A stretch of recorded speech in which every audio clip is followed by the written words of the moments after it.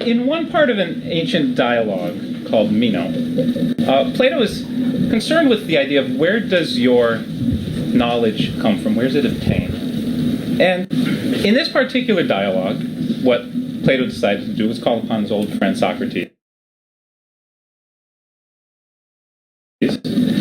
And in the form of a conversation with a slave boy, try to work through this idea of how knowledge is housed. And I wasn't there, and I don't speak a lot of Greek. But I think the conversation went something like this. Hey, you, slave boy. Do you know anything about formal mathematics? No, I'm just a slave boy. You'll do. And then Socrates decided to ask questions, trying to pull out, successfully, from this slave boy, the fact that he was able to prove a pretty rigorous formula about the area of a square. It didn't seem like much. But when it was all done, Socrates turns to Meno and says, "Aha! I told you so." He had it in him all along. All he needed was to have this knowledge reawakened. That it was in his soul. This is what Plato called it all along. It was in his soul all along. Well, that's pretty deep stuff. That somehow all the knowledge that we're going to be able to obtain is right there, and all we need to have is the questions asked for us. So I'd like to tell a couple of stories having to do with my background with the same sort of a concept. Is there something that's in you that needs to be reawakened? Well, when I was in 5th grade, Sister Vincentia had a task for us, and that task had to do with finding as many ways that you could represent the number 100. I'll say it was 100, I'm not quite sure now. And what you would do is find a way like, oh, 20 times 1 times 5, fantastic. And what you would do is you would write it on a strip of paper. And then you'd find another way. Oh, 97 plus 3, wonderful. You put that on a strip of paper, and you'd form a chain. Like a chain that you would put on a Christmas tree, let's say. And we're supposed to take these links and form them together. I did this for a little while. But my brain, being what my brain is, decided, I don't know, Sister V. So instead of forming a link as such, I gave it a half of a twist. Now, what I was doing at the time, I thought was just having a little bit more fun with something that was a 5th grade math task. What I didn't know I was doing was making something called a Mobius strip. Now, I don't know about your experience with Mobius strips. And I didn't have any at the time either. All I knew was the other stuff was boring. So what I'd like to do for a minute here is literally and then figuratively poke a hole in something that Plato was saying. Because you may or may not have any of this knowledge inside of you. I'm not really sure. But one interesting thing about a Mobius strip is that if you cut it all the way around, get there, wait for it, Interestingly, they'll cut all the way through. It remains in one piece. There's a lot more to know about a Mobius strip. But unlike this lucky slave boy, I'm not going to ask you too many questions about it. I'm going to say to you, go do a little bit of exploring. Okay. Consider what might happen if you twisted it twice, then put the ends together. Consider what would happen if you didn't cut it down the middle. I'll leave that for you. So, as I got a little bit older and started forgetting about Mobius strips, because again, I didn't know what they were. Started reading a little bit in the recreational mathematics section of the library. Found out a bit more about Mobius strips.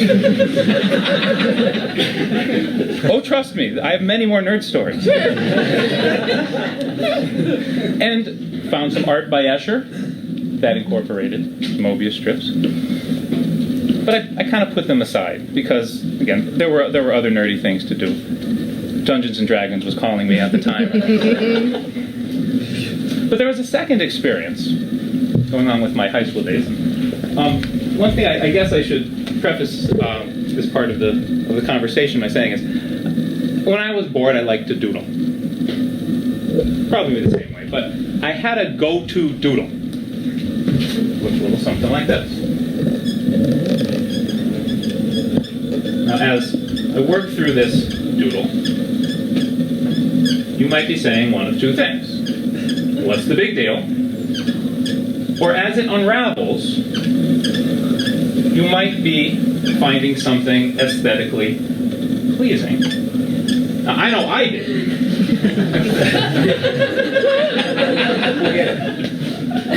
Well, I couldn't stop. I mean, so what I found was that it was like falling down the rabbit hole with Alice. That's awesome. And my mind sort of went that way.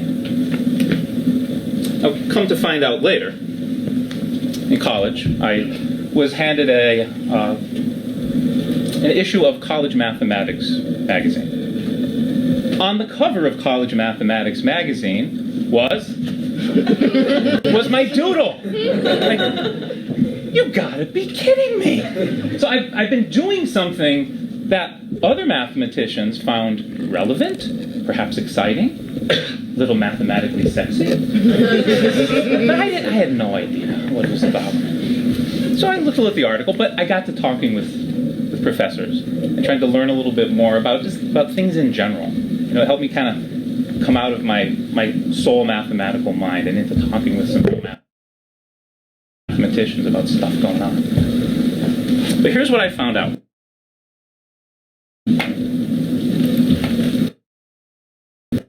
I urge you to go take a look at what this might mean.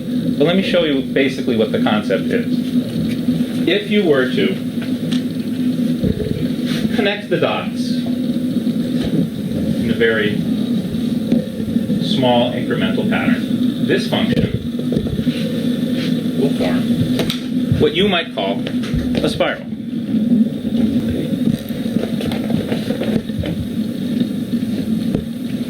If, however, you decide not to connect the dots in a very close pattern,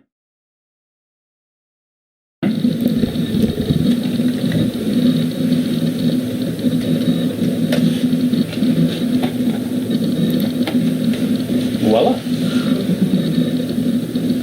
Again, I say, awesome. But I could understand it a little bit more. So with that behind me, I guess I got to thinking a little bit more about what Plato was saying. Well, where is this really housed? You know? I guess it was in me, but I'm not wholly sold on the fact that whatever knowledge you're going to be obtaining is just sitting in there. Because the questions just might not be asked. And I think one of the roles that we have, and I'm learning that as I teach a little bit more, is that you've got to have the conversations. You know, what you need is to be exposed to a lot of ideas so you can harness what's in there, get it out a little bit more, because the questions aren't really going to always be asked. And yet, with that said, I'm still tied to the idea that we've each got something sitting in there and we don't know what it is. Okay, and we're waiting for that beauty, and we know when something's beautiful. And I think what we need to do is take those two worlds and not try to say, okay,